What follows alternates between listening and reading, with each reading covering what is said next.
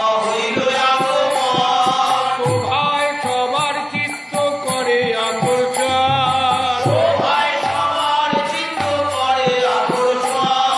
চন্দন তিলক ভাবে অতি সুললিত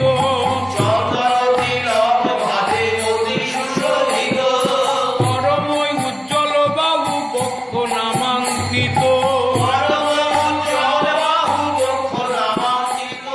শ্রী সরকার ঠাকুরের